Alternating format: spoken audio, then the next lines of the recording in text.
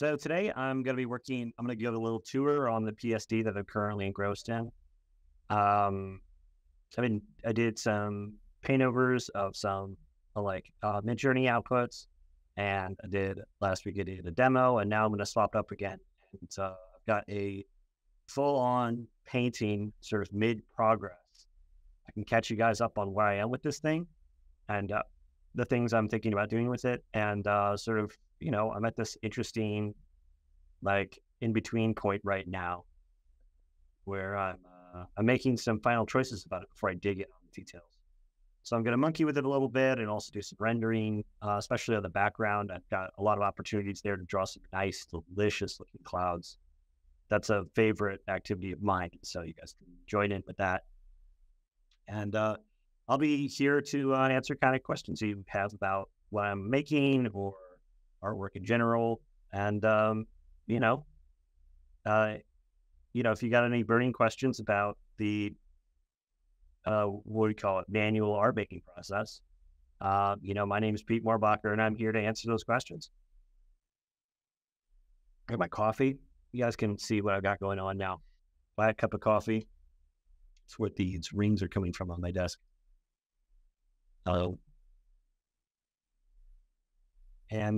Yeah. So, let me first give a little tour as to what I've got going on. This is Temperance. It's it's part of my ongoing tarot series. I've got about 5 more out of the major arcana to finish, including this one, which I'm really stoked for. I should be finishing it in the next couple of months. Let's see. I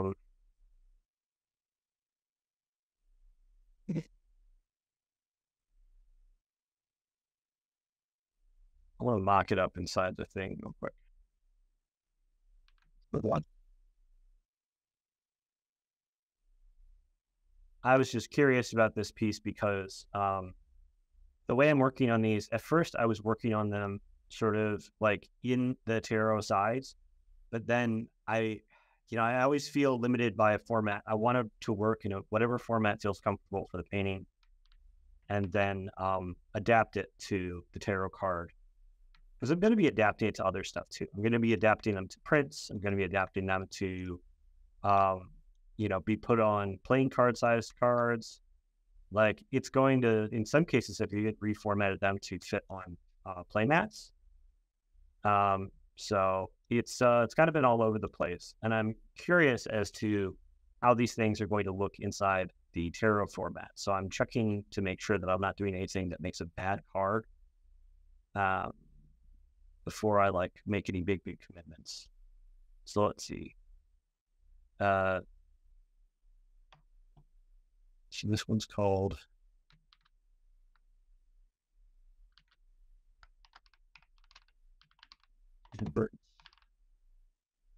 What number is it? Come on, Notion.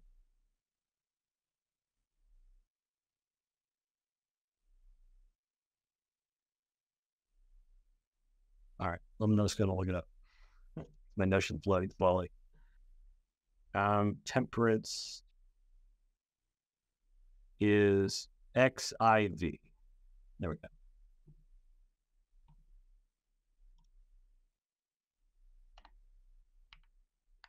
Lucky number 14.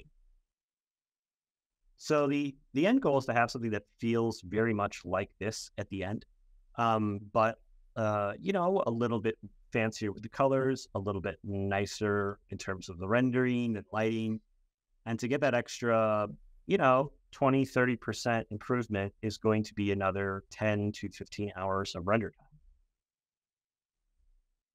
I put about an hour or so in the sketch, and I think I spent about 4 or 5 hours on it, the black and white version of this yesterday. I was pretty distracted, so it was slow going.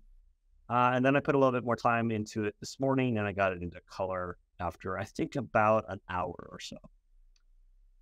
So that's where I am on it right now. Let me give you a quick rundown on where all these layers are doing. Nothing too complicated. So I have my pencil sketch that I imported from my sketchbook by scanning it. So this is a pencil sketch where I've deleted out the white of the image. And I've done a little bit of alterations, like to lasso and scale the arms a little bit. So you can see there's these breaks at the arms where I've lassoed it and scaled it a little bit. Overall, I keep my sketches pretty loose and rough because I'm just trying to like get an overall sense on the gesture and the design of the figure. And I don't really care about anything else. My first step, once I get it into Photoshop, after I clean up the sketch and get everything kind of corrected and fix any kind of skewing or anything like that, I add a layer underneath it that acts as kind of a silhouette. Sometimes I don't always have the whole figure drawn. In this case, it's kind of cutting off at the ankle. So instead of cropping it like that, I'm drawing in a really rough outline of where I think the silhouette's going to continue. And then, I ended up wanting to make some more minor corrections to the overall proportions of the figure. And to do that, I merged my two layers together and chopped them up and made a few more adjustments for anatomy, for perspective, overall flow of the figure. And so now I've got this version. And then at this point, this is when I started working in the background. So it's a really, really simple background. Starting off, I was just laying out some really quick ideas of where the general things are going to be happening. Big sunburst behind the head, some rolling hills, maybe a little like single pointy rock that the figure is, standing on with just their toe. And then I've made some corrections to it, or I've made some additions to it over the course of this layer here. This is up on top of everything. I'm painting in some background elements, like got this idea of these sort of flowing concentric lines that are kind of dynamically moving over a hillside, and there's like a mountain in the distance. It's a little bit surreal, but it's fitting for tarot. And then, I've added in a little bit of light rendering on top of here to give the figure some volume.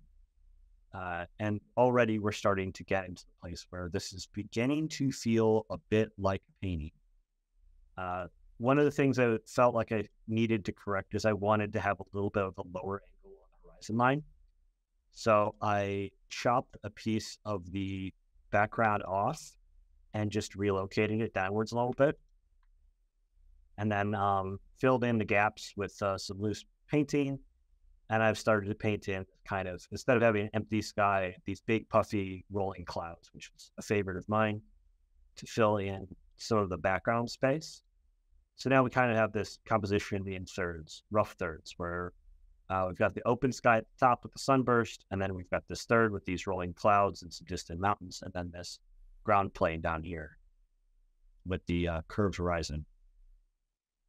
And from there, this is just another normal layer. I haven't been doing anything other than using the paintbrush with the, set to normal. These are all normal layers, no fancy blending modes, no tricks, just a little bit of glazing here and there, adding a little bit of light, a little bit of dark, pushing the position on the hip a little bit. I was looking at some reference material in the form of some dancers, because I've got this figure with these very curvaceous legs.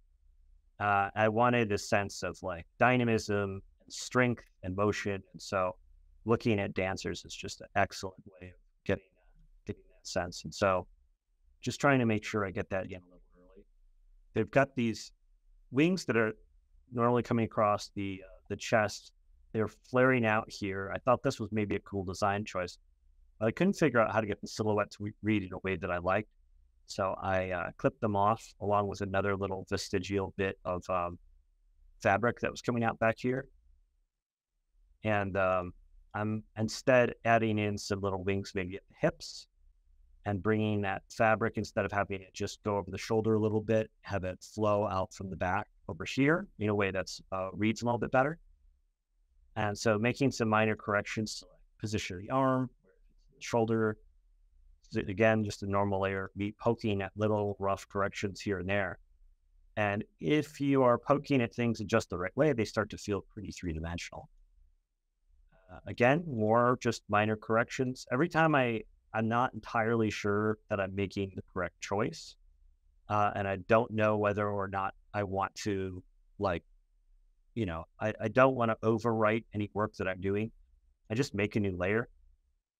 And so these layers are not adding up to like unique elements that are going to get cut out or anything. They're just there for the sake of helping me think through this piece. And at this point, I feel like I've got some rough values that could really go forwards in a way that is going to work. So I gave a try to add a gradient map to it. And it's a custom one that I've used on some paintings in the past. And immediately I started getting some results that were a strong positive for me. First off, you can see that the sunburst that were around the figure, it has a lot of warmth around it, which is what I'd be going for. And then it's sort of receding into this cool blue sky. So the clouds here are a mix of these warm tones and cool tones. They're not the colors I want. They are separated in terms of temperature, which is a big part of what I'm going to need next.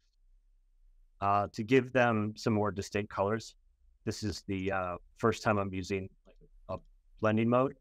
I have a glazing layer here, set to hard light, and I'm glazing in some oranges, some blues, and even a little bit of greens down onto the landscape. Not exactly sure what this is going to look like in the end, but I thought maybe these are like strips of grass or something that have like, so it's like half snow, half grass maybe. And these are kind of like paths that are cut inside like a big snowy hill. But I'm not sure. We'll see as it comes together.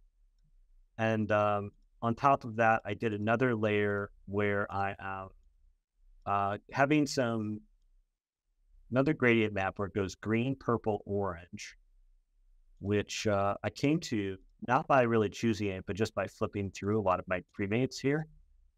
As I flip through these, you can see I'm getting really different color schemes as well as some different sort of value patterns.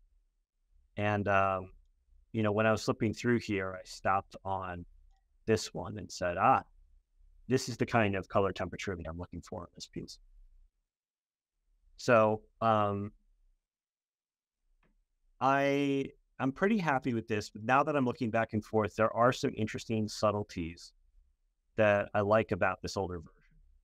For instance, here, the colors between the sky and the hood are really, really similar, while we have a little bit more hue separation here, which I like. And,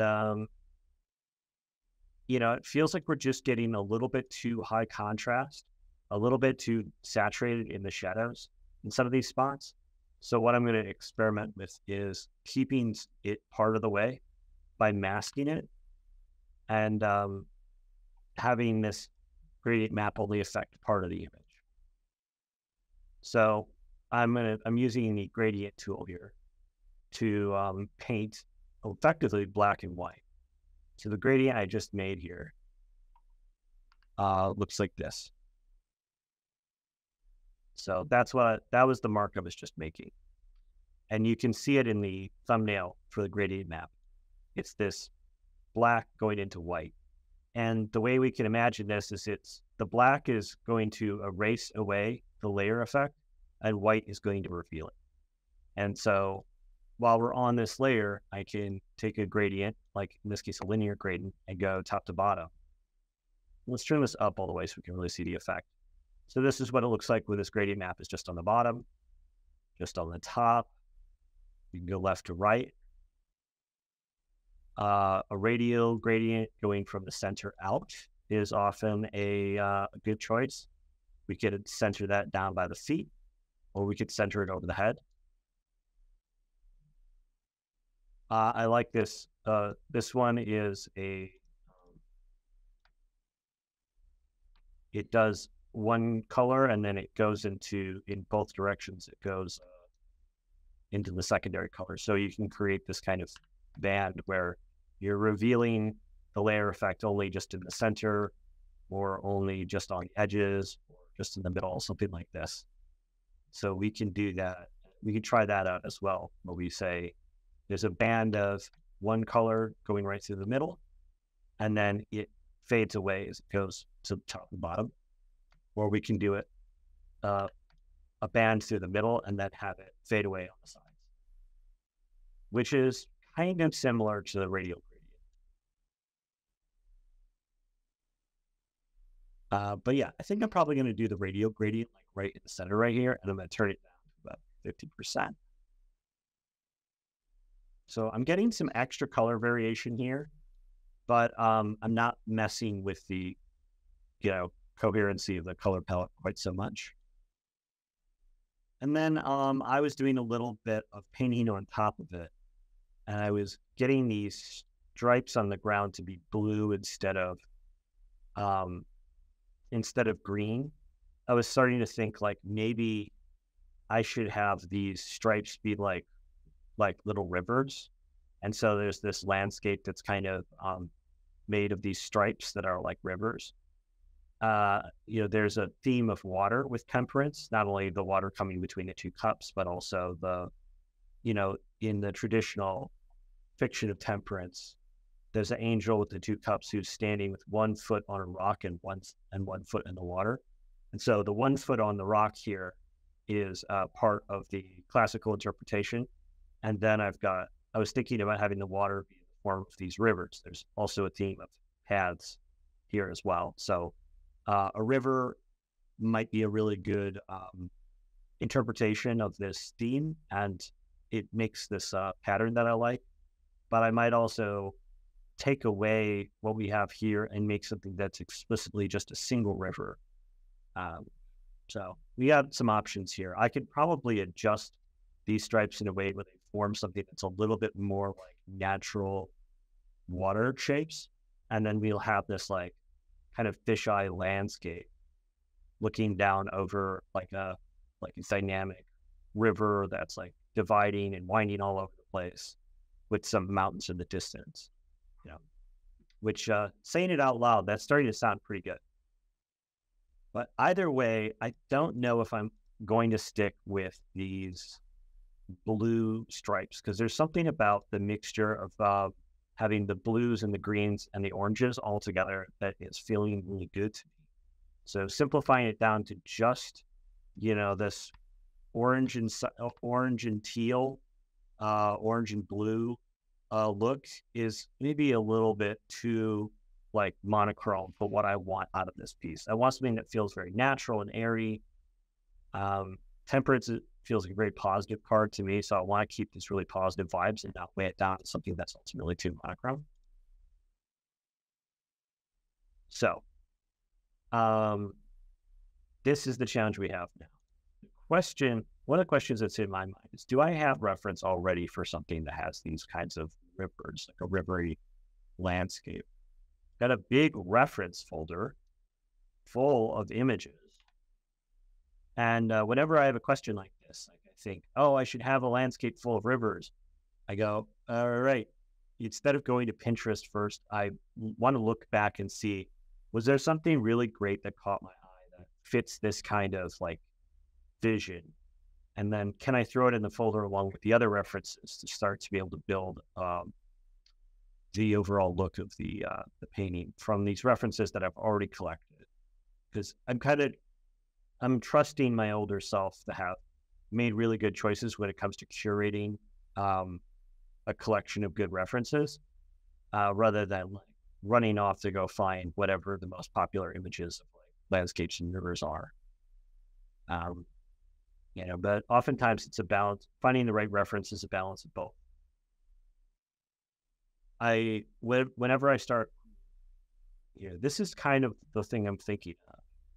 This is pretty cool. So I'm gonna open up my folder that's got the painting in it here. Angelarium, Tarot, Temperance. Inside my folder already, I got some of these dancers. I've also got some old Midjourney outputs, and I've got some images that I had already pulled from my broader reference folder. that kind of address these creative questions that I want to seek out. This was one of the ideas I had for the landscape. It's a similar sort of vibe, a mixture of grass and rockiness, and then we have this figure here that's made of like a light stone, and that is like silhouetted very nicely against the background. So in case I wanted to go very light with the figure, this might be informative for me. And then I've got some more modern Midjourney outputs for me attempting to do, see what Midjourney would do when it comes to the temperance card. So I put in some keywords related to the kind of themes I was looking for, as well as saying that I wanted the illustration from the Temperance Tarot, and then I think a couple of artist names for style. And then I also have older versions of Shadiel, Angel of Silence, which is the character that I'm putting inside this illustration. The classic Rider-Waite Temperance illustration. And, some more paintings and photographs from my reference folder that may or may not be relevant for the overall style of what I'm going for here. So this is the process. It's a lot of taking reference images, piling them all together, and then sort of synthesizing them into as a part of the creative process here. Which, if it sounds a little bit like what the AI is doing, I mean, that's sort of the thing. This is the way a lot of artists work, is by putting together a big folder full of different reference images to be able to answer questions, as well as to be able to give inspiration for the painting, and then combining all of them together into a big creative soup through the lens of the artist, is the way that a lot of people work. And so, with the AI model, it's using many, many, many more images because it needs to build, the entire, it doesn't have the benefit of my own internal library. Like, I have a mental library on ideas and concepts and imagery that I've seen before that I'm able to conjure up on my own. And then this is kind of a supplementary, library of images that I'm combining along with that. But yeah, one of the ways that I might be able to move forward with this piece is actually by using Midjourney to come up with some landscape ideas, trying out different, aerial photography of rivers, see if it can come up with something that's really surreal and cool, that is potentially informative for what I'm trying to build here. I have this vague sense of what the thing should look like, rather than kind of tracing my imagination. I'm taking this one step at a time and sort of probing the idea and seeing what loose ideas come out once I actually start putting marks on the page. What actually is building towards a more complete vision for this work. And then, any ideas that I try out that look bad on the page, I've peeled back and, tried to think of something else. It's not a straightforward process. It's it's its own kind of windy, wobbly path. But that's the nature of building stuff. So I'm trying to add in whatever control that I can, but I'm also maintaining some level of creative flexibility so that if something really cool starts happening, I'm available to, I'm willing to accept it and incorporate it into the process. So looking through my folder here to see if there's anything else that I want to pull out. I don't have anything really perfect for this. So what we might need to do next is actually go to Pinterest and see if I can get some even better reference for a winding river.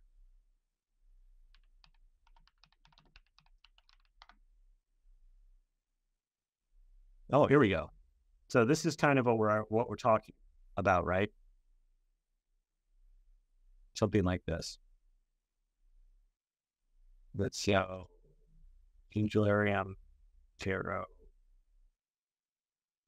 tempered. I do this at the beginning of the process, and then anytime when I sort of get to a new step and I want to consider, my options thoroughly, I think this is the same location as seen from a different perspective. I'm gonna save that too. Pinterest is really good at you're looking at one image and then it recommends 20 others from a similar aesthetic. It's really good. I want to save this as my reference folder. I want to do this studies. I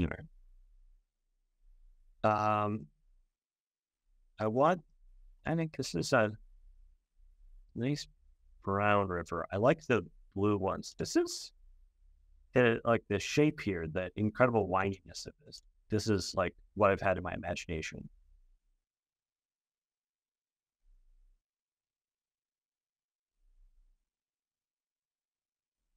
And then, in some cases they get really loopy, while in other ones they make these like pointy or forks. I'm not exactly sure how it's all going to play out. It doesn't matter that these are beautiful images. What matters is how they serve. See, this is cool. What matters is how they serve the painting that I'm trying to make. So the goal here is not to try to find the perfect photo that is exactly like the painting I've already made. And I don't want to copy any of these references in a way that makes it so that it's just, my guy, but in front of this photo. The goal is to let these images answer questions for me and serve as a source of inspiration mid-project. This, very good. So I'm judging these based on a combination of their relevance to what I'm making. Things like, look, here's some images where there's like lit clouds in the background with a landscape underneath. That's potentially very useful from like asking like, what is this going to look like if we're looking down across a landscape with lighting in the background? How is the light going to reflect across the river? What kind of color are we going to get out of the foliage? These are not things that I know well enough. I don't know what a river looks like well enough to be able to answer these questions without looking up some amount of reference. And it seems like there's a lot of potential answers. So I'm not going to be copying any of these particularly closely. But the more of them I can have that give me some level of insight, gives me more opportunities to pull small moments from a number of different sources, as well as to be able to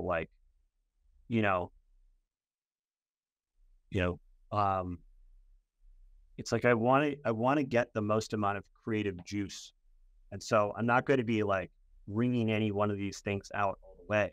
I'm going to be kind of like picking pieces off of them and putting them all in the blender together to form a little bit of a river stew. Or I'm going to get halfway through this river idea and I'm going to say, this sucks. This should be something else. And I'll either be able to draw that out of my head or I'll start finding some reference for that as well. All right. So let's see what we got.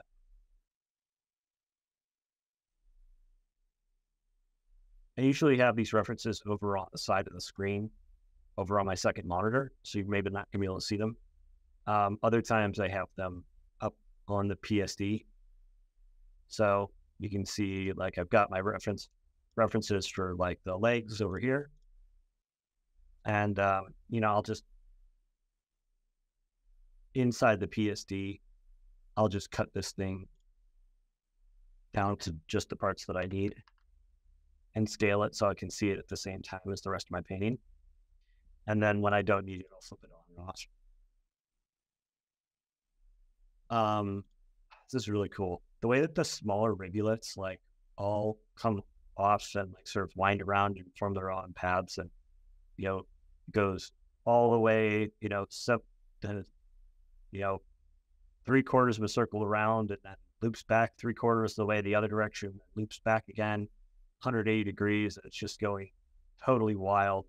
I think if you have somebody who's never really researched this, like draw it out of their head, they're never going to like make things loop back and forth this dramatically. But this is, a photograph, so this is how it really happens.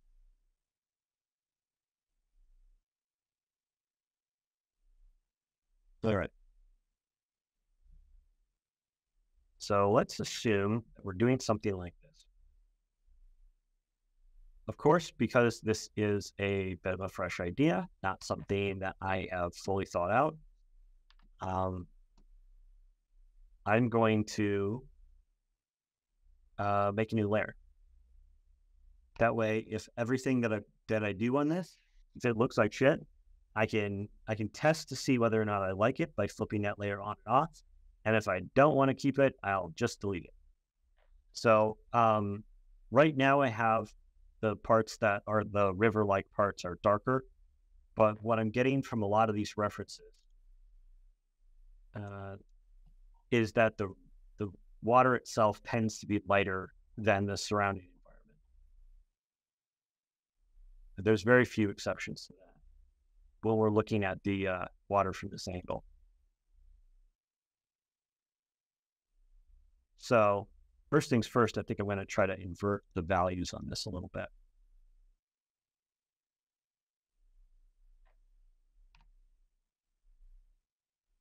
I can sample some of these brighter oranges from back here. It's a little gray. Maybe I want to make it even more orangey yellow.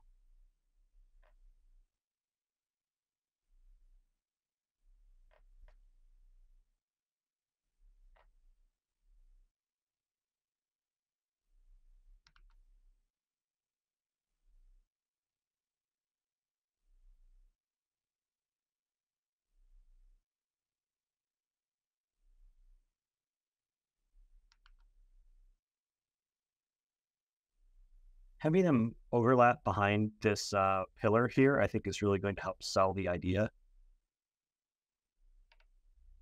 I'm going to erase out a little bit of it. That way it'll fade back into the background sound. The goal here is not to make this thing exactly as it needs to be, but to rough it in as best as possible so that I can make a judgment about what I want to do with it. I think I want to see if I can get it to feel like it is one continuous line, one continuous river with rivulets, rather than a series of stripes. But I also want to see if I can keep this overall stripe look by making the least amount of changes possible.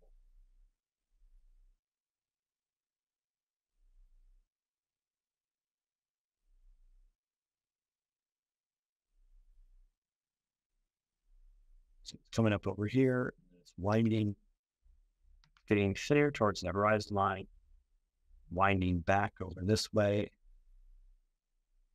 And then, so instead of having this thing, having this long, continuous path here,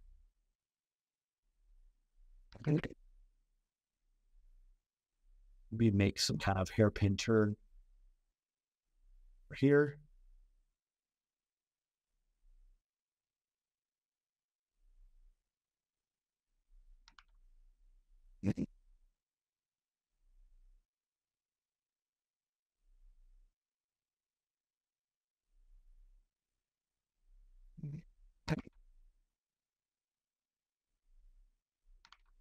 No, I should make it go off the edge of the screen on this side too.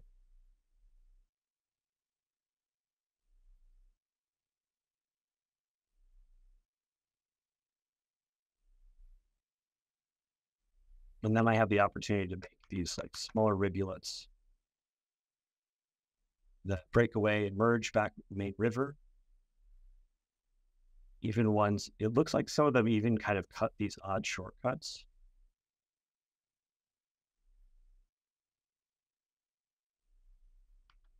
Oh, that's maybe a little bit too thick. I want to go a little bit thinner on this.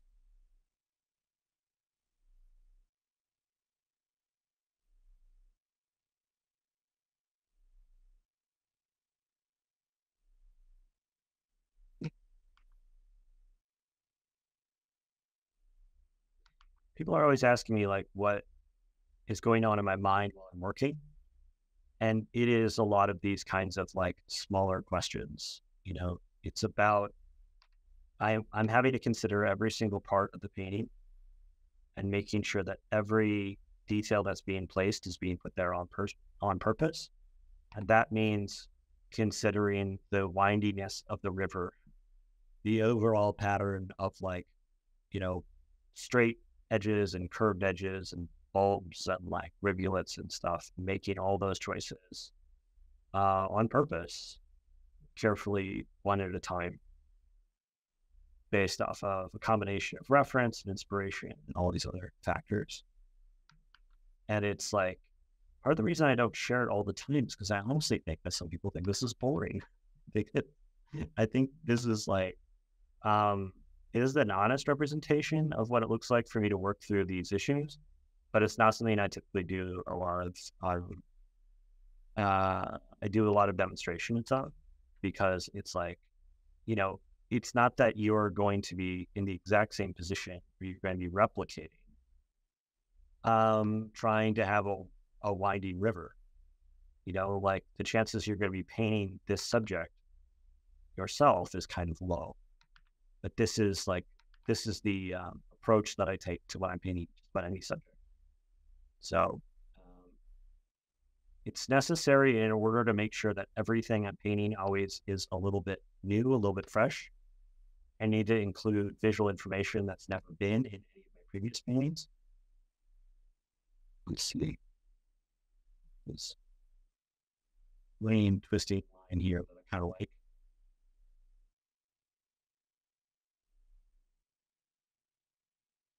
Bringing it back to the original line a little bit.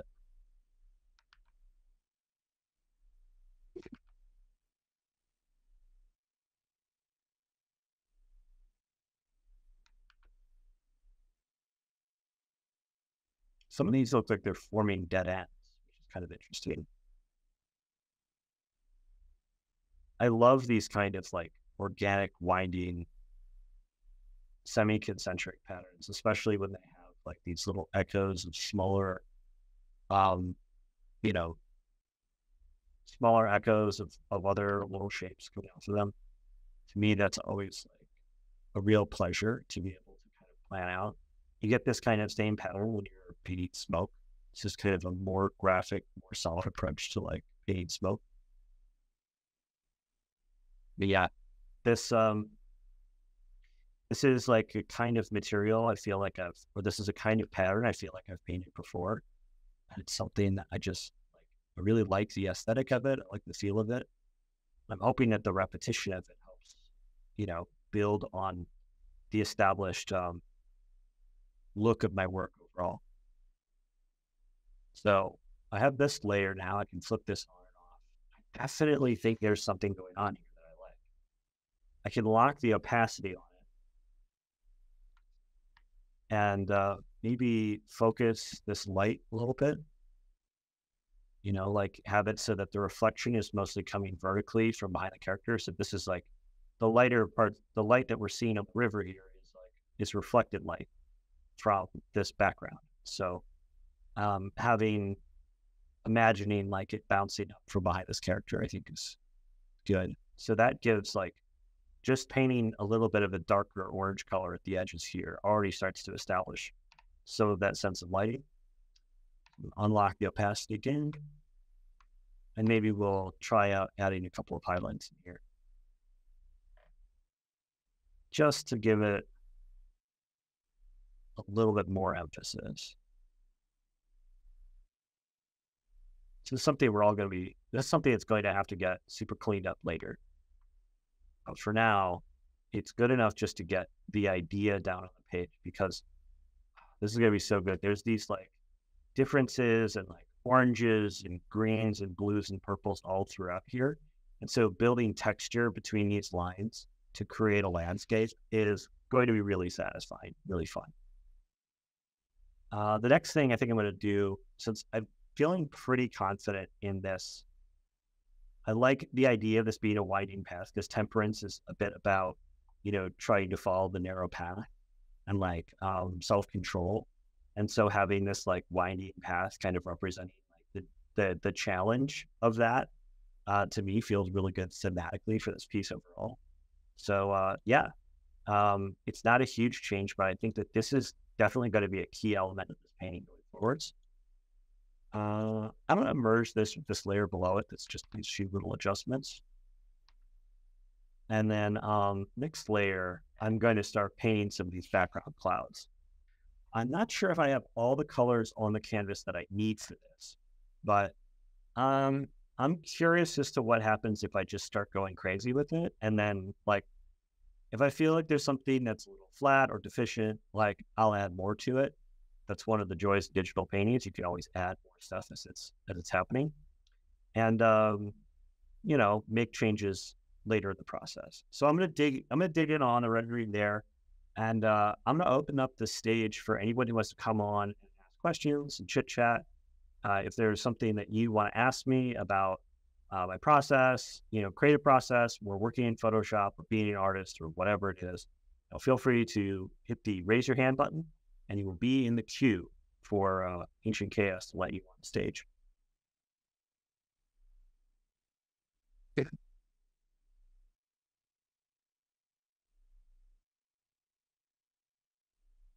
Victoria, hello. Oh, I've been out of it for like 2 weeks, but I'm just going to say that this tarot art piece looks amazing as always. Thank you. Yep. So, um, so I have a question on if you've ever experimented with something like a washi paper where you just make an art piece and then have it mask over with like a texture. No. I mean, I've sort of imitated the idea of doing kind of like texture fields mixed in along with the painting, because I always like that look quite a bit. And sometimes I've kind of replicated that look manually by having really textured cloth elements and then manually painting in a ton of texture, like patterns on them and stuff. But I haven't actually done it the traditional way. I find that in some cases with some art pieces, namely some of the ones I've seen over in DeviantArt, that they've had I should put this a section of the art piece where they would just draw on a like line or so, like a little splash of it with like a brush, and then have this texture they found somewhere on the internet, just to like overlay it and then just render it and correct it in certain ways until it's like, whoa, shiny crystals. Yeah, I really like mixing rendering and like graphic and pattern elements. I've always loved that look. And it's something I've always tried to figure out if I could incorporate more in my work. Originally, like with the tarot series, the plan was to do a lot more of that as like a way of differentiating it from my other stuff. But I was like trying to force it too much in the early pieces and it wasn't really panning out. So you know, I might go back through the collection a little bit as I get close to the end here and see if there's more opportunities to get that kind of look. But you know, it's something I might end up doing a lot more of as I experiment with my style. But yeah, it's a look that I like quite a bit. But I haven't really done too much of it personally. Yeah, some of the stuff sometimes doesn't fit the image that you're going for. Maybe it's better for another image, but I look forward to seeing something like that amongst your works if you're ever planning to do something along those lines. Yeah, always planning. We'll see. The thing about you know, paintings, I don't always feel like I'm 100% in command of it. Like I have these ideas I want to try out, things that I think are cool, and aesthetics that I like in other people's work, but I don't always know how to use it on like, you know, I've got a certain piece I'm trying to create, whether it's like of a particular character or, particular tarot card. And I go, okay, well, I need to like follow the painting and let the painting tell me where it wants to go to some degree. And if I keep recommending like, hey, let's go to like Washi Paper Town and it hates that idea, then at some point I need to stop being a jerk and stop trying to push it around and like let it be what it's going to be. So it's like, between me and the painting, I'm always like, yeah, we should see if there's some interesting pattern elements out there or something. And the painting is like typically to me going like, nah, I don't feel like it. Which is annoying.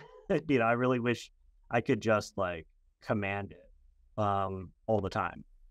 But that's not the way creativity works. Like I just have to at some point, acknowledge the needs of like what my paintings want to do, and work collaboratively with them.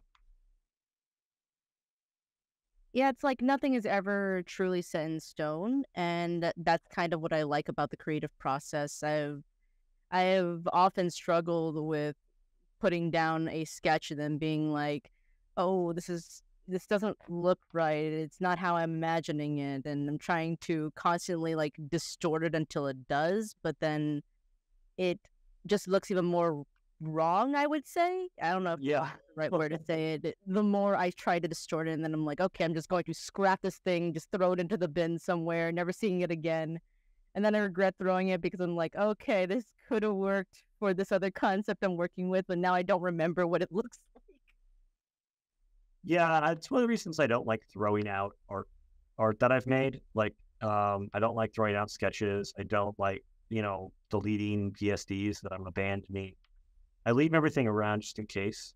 But also, like, I know what you mean.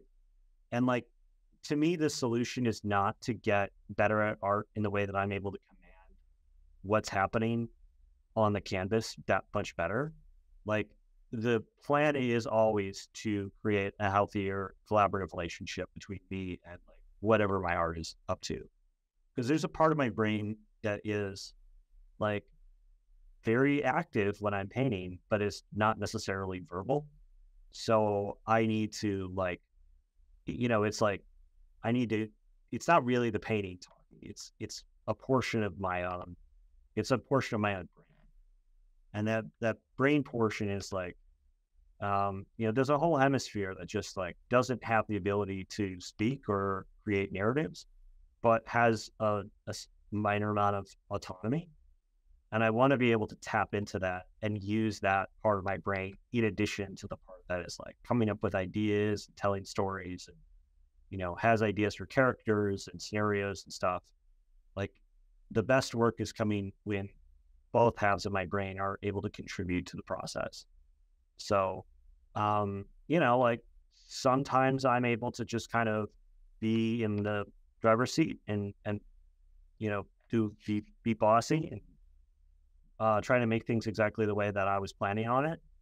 And if it's not working out, then I need to rely on the parts of me that I don't have as much executive control over.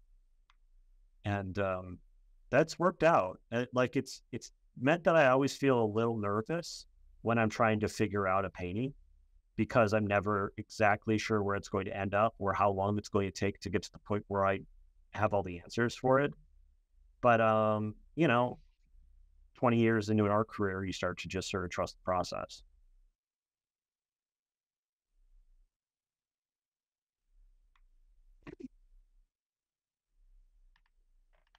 Well, that that is good to know. I mean, I think a lot of people anticipate that like there's some point where you're just gonna like get good enough where you just like don't have that problem anymore. I know there are artists that are like that, but I'm not like that. Like, and so I think like if you're ever feeling like you're struggling with it, like the solution might not be like the solution is definitely not to beat yourself up and feel as though you aren't accomplished enough as an artist and that's the reason why you're struggling. Like I would say that like the solution is to relax and see where your art wants to go more and sort of do a little bit of a trade-off, do some stuff that's your idea, then see where it's leading and then, kind of pass the painting back and forth between yourself and like your subconscious and see, Right. what the results of that's going to be. It's not going to be the exactly what you planned on, but it might be really cool. Right. You have no idea how much these lessons have like meant to just coming back to art for me. Like I've been almost lurking in these chats for quite some time, and I'm like picking up some really, really good tips from you, and it's very interesting to hear some of your insights and other pieces of advice that you can give as a person of your profession. So thank you, and Yeah, it's my pleasure. I'm glad this is helping you out, and have fun. yeah, I'll be ceding the stage now. Good. All right, great. You too.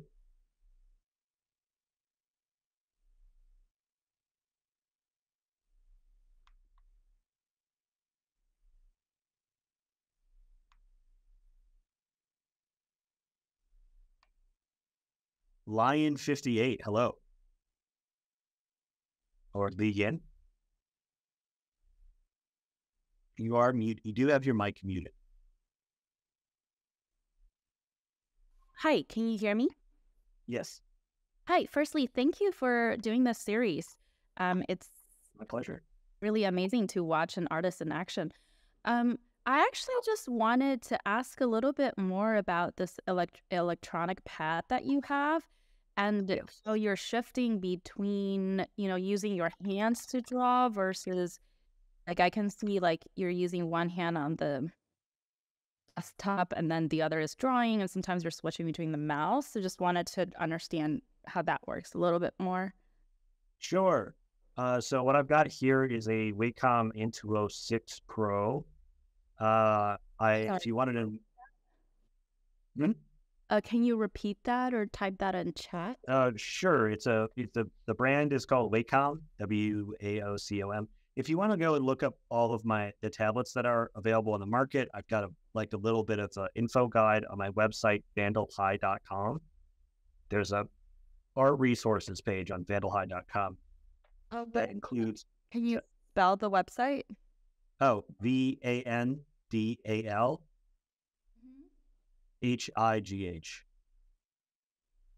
Endohigh.com.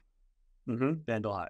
And so on there's a little bit of a guide for tablets. And I'm using one that's a little bit more expensive. This is about a $250 tablet. It's got some buttons and dials on the side, which I don't use, but I really like the surface. I really like the pens. Wacom is a brand I've been working with for basically my whole art career. So I feel like I know how to deal with the things that are both good and bad about it. And it's got like these have a really smooth drawing surface that I like quite a bit. Some of them are a little bit, have a little bit of a grain to them to make them feel a little bit more like paper, while this feels a little bit more like glass. But it's technically touch sensitive. I turn the touch sensitivity off on mine. Mostly when I'm painting, I'm using the tablet pen. You could see that going from one edge of the tablet to the other covers the entire length of the screen. If you pick up and set down the cursor with the tablet pen, it actually teleports the cursor across the screen. Okay. It's all one-to-one movement. Yeah. And so that is like the thing that makes the tablets work. Whenever I need to like click on UI or mess around with Windows on like my other monitor, because this thing only is fixed to my one monitor. So if I have anything I want to do on the other monitor, I need to switch over to the mouse. So I need a mouse handy. The mouse will work on top of here, but I usually just try to find space on the desk between the tablet and the keyboard. And then when it comes to a lot of functions in Photoshop require hotkeys. Like if I want to navigate around the workspace, I need to hold down the space bar, control, and all. Like there's a number of hotkeys that I'm using to either like change the brush opacity, move around the canvas. They all kind of center around the brush tool. I'm changing. There's a few different ways to change your brush size, but I use the bracket keys. So I just have muscle memory for a lot of really old Photoshop hotkeys. But there's good. You can map that stuff all to like the buttons on the side of a tablet. You can map some of them to the buttons that are actually on the tablet head itself. There's a rocker button here that I have where when I hold it down, it turns into the lasso tool. So there's also like hotkey accessories where it's like either like a small 9 key or like I've got some stuff that's like custom knobs or whatever that you can map functions over to if you want to do that instead. I personally really love just using my keyboard for hotkeys. I invested in a really nice keyboard, so I've got really nice snappy keys that feel really good to hit. And over the years, I've just built up a big muscle memory for working with keyboard. So the only thing that the average user needs to be able to get going on this is a tablet like this. And you can get a really good one these days that's exactly this size for about $50, Wow. which is not crazy to jump in. And it's got a little bit of software to install, and sometimes there's little technical hiccups, whatever. But like, basically, you can have access to a professional level tool set with like $50, which is awesome. I mean, one of the things I love about digital art is how democratic and open it is. It's like, there's not a huge barrier to entry on it. And so if you have any curiosity at all about learning how to do this kind of thing, you can jump right in. It's like it doesn't take years of training on like specialty equipment in order to get going on it. And software wise, just the tablet driver alone, just the ability to have like that one-to-one movement, you don't need to like work in any kind of special software to get that. That works across even just the desktop. And then, if you want free software to experiment with, Krita is really good. I've got on that same webpage on vandalhigh.com, there's, in addition to like the different tablets, I've also got the different software packages with pricing and like explanations about what's different about them and stuff. That's amazing. Thank you so much.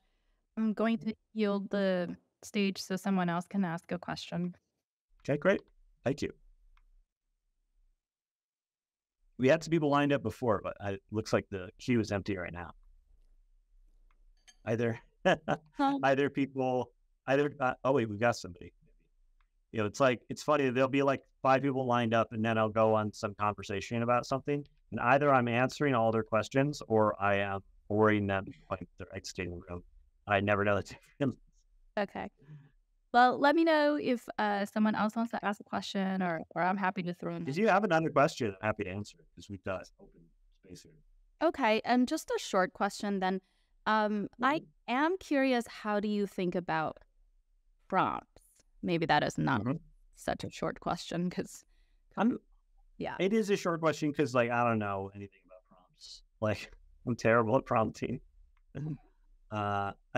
I try out a few simple prompts, and sometimes I'll prompt for getting reference material. But when it comes to like digging in on an idea through AI, I just get frustrated and I just go and draw it. Like to me, if I want a really specific image, I am going to go to my sketchbook or Photoshop rather than to an AI image generator. And so like that has led me away from like getting good at prompting. The thing I like more than prompting is the blend function. I really like /blend, especially since you've seen it earlier in the stream. I've got like these, reference libraries. Like if I wanted a custom image of rivers, I could do a /blend between a couple of them and see what they produce. Or maybe like try some of these mixed with some other images from my reference library and see, what the in-between point is on that. That way I'm being very clear. Instead of saying it's a windy river, I just show it a windy river and combine it along with other artistic reference that's stylistically appropriate. And in that way, I feel like I've generally gotten results that are closer to what I'm hoping for out of blend than I get out of Imagine. Which I'm not sure if that's typical or not. Maybe that's just something unique to like, it's just coordinates with my style of thinking better. Or, maybe I'm really good at picking reference images. I'm not sure. But yeah. So when it comes to prompts, I feel like possibly the worst resource on the entire server. Okay. There's so many good prompters here that I've met. Well, thank you so much.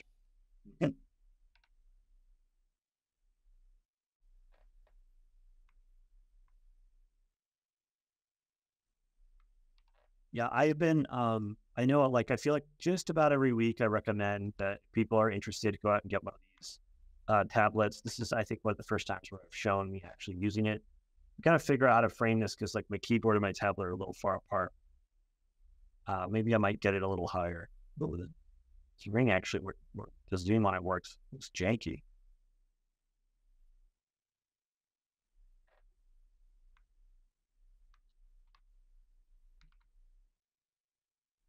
But yeah, I'm not doing anything earth-shattering on this layer. But I'm looking for opportunities to kind of carve up what's already there to make sure that it's like consistent. Like if there's planes of the clouds that are facing this way, that they're all going to be about the same color. And then I need to do some things in respect to like how much light is kind of bouncing around inside of them, and whether or not they're catching a really like sharp, glowy edge. Want some of those mixed in with some of these floatier bits. I also really like the idea of kind of a V-shaped valley of clouds, and so I've already kind of softened and eliminated some of the ones that are here towards the middle, right behind the figure, giving them a little bit of rest area. I think is ultimately going to give the best look.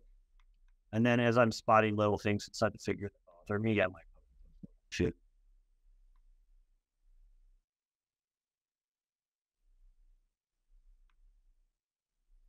The accumulation of this is going to, result in thousands of little tiny brush strokes that are going to add up to something that looks like a painting.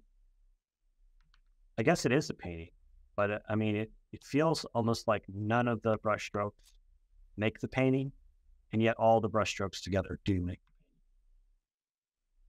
the painting.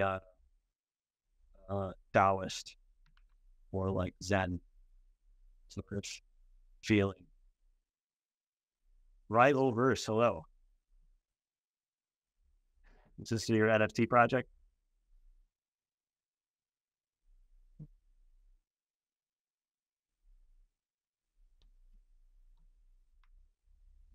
If you're talking, we cannot hear you.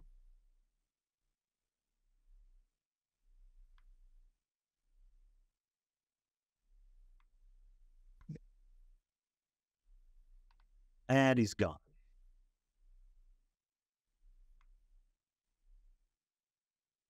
Looks like back in the queue.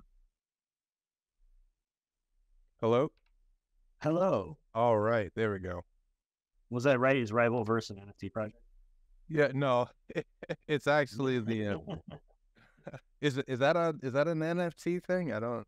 Well, there's just like a lot of verses coming up, and it's like they've got like a little iconic face in like the profile picture, and it's like Really? something verse or whatever. I've seen a lot of NFT projects in the last few years. That's pretty interesting. No, actually, the rival verse is kind of like my little like on brand kind of like artist need to like rival one another to help each other grow, and it's just Cool. I have this like expansive universe that I'm trying to put together with other artists. But that's where that came from. I have to look up the NFT thing. But yeah, first time in the Midjourney. Actually, it's really awesome to kind of see you put all this together. You're doing a lot of good work and giving a lot of good information. So I wanted to thank you for that first. My pleasure. I heard you mention something about, you've been doing this for about 20 years and it's like your career. Mm-hmm. Okay. Yep. I'm kind of at a crossroads in like my own art journey, and I wanted to know how you balanced out like life and then art and being able to, afford to have bills paid, take care of family, but also pour in the hours and hours that you need to kind of progress as an artist. Like, how did you kind of approach those challenges to be able to do it for 20 years? Well, the point where I started to learn how to do this, I got my first tablet the day before I started college. So basically all the digital painting that I did, like it started off throughout college. So I had about 4.5 years to mess around, try out different work methods, learn how to draw, learn how to do all the artistic stuff in addition to like kind of technical know-how for the digital painting. And by the time I graduated, I was a lot better than average, but not like professional level. Right. So in the interim between me getting kind of like genuinely good at art and like me just being kind of a talented amateur, bridging that gap meant moving back in with my parents and like having to rely on the kind of, personal network for a few years. So I think I think I didn't really get to the point where I was feeling like I kind of knew how to do professional work until like I had been out of college for about 2, maybe 3 years. I don't know, it feels like a long time to me, but like everything that happened to me in my like early 20s always feels like it took years to build up. And I look back on it, it's like 9 months. Is it like I'm almost 40 now, and like the difference in time scale is like pretty significant. But yeah, I did have like a pretty long interim back with living with my parents. I had my own place and was trying to make it doing freelance and stuff in my last year of college, trying to move out, and I totally sucked at it. And I ultimately ended up having to like bail and move back in with folks.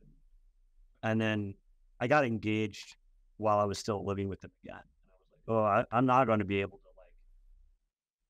like, get married All right. while living with my parents.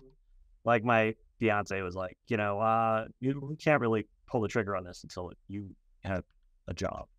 Yeah. And I was like, I think she says later, like, oh, that was a joke, but I don't think it was a joke. I don't think it was either. Yeah. And so I ended up, reaching out to all the people who I'd been doing freelance for and asking them if they knew anybody that had full-time work at a certain point after I'd almost ended my art career by like trying to overwork myself to the point where I ended up with hand and wrist problems. And I ended up with like a wrist brace on, and I was like, man, this freelance thing fucking sucks. Like trying to make a full-time living off of freelance as an illustrator has always been near to impossible. Just because like the better paying gigs that I was able to find were only paying like a few $100s at a time. And so I was trying to stack up just like 100 of them a year, which was enough to like totally break me physically, like almost immediately. And so a lot of the freelancers that I know have ended up with like RSI injuries like in their 20s, which is like, that's not when your body's supposed to be, you're not supposed to be falling apart when you're like 24, right? Yeah. So yeah, I ended up getting a studio job. I got lucky and I got a studio job. And like, while I was there, it still kind of sucked. And I was like learning how to be a better version of myself while I was kind of on somebody else's dollar during those years. And coming out of that, then I felt like I kind of actually knew like what I liked and who I was. And I had established, the little bit of more reputation professionally. I understood how to make money through a few different avenues, both through like, selling freelance, but also working in studios. I was, I had done a lot of teaching over the years, like as a sort of side thing, but that ended up becoming a bit of a skill set as far as being able to be a manager inside a studio. So I was able to like work as like a senior artist or a lead artist on teams because I knew how to speak to artists about their work and a lot of experience with it. I see. And so it was like, yeah, the idea of like there being a ladder where you just kind of like, hey, I want to do this. I'm going to take the lowest paid, shittiest jobs. I'm going to blow them out of the water. I'm going to blow everyone's mind. And I'm going to slowly work my way up to working on the biggest, most incredible jobs in the entertainment industry. Like, I'm pretty sure that doesn't work for anyone. It's never how anyone's succeeded. And Yeah, it's certainly not how I succeeded. I noticed that there's this kind of like at least for me, when I went to school, I didn't graduate or anything. I did a couple years at a community art college, and like we had kind of had it in our minds that there's a similar or there's an artistic equivalent to the corporate ladder, and it's like when you get out into the real world, it's like, oh, wait a minute, like there's like almost no direction. There's no like just go join this company unless you want to like uproot your life and move to places and hope that they give you a job, or apply to places over and over and not hear anything back. And, then you're like, okay, then I'll just try and do it myself. And I've had to quote unquote quit art like 4 or 5 times in the last like 10 years because I would go in on art and then bills and stuff would tend to kind of like fall because I wouldn't be able to get consistent work and things like that.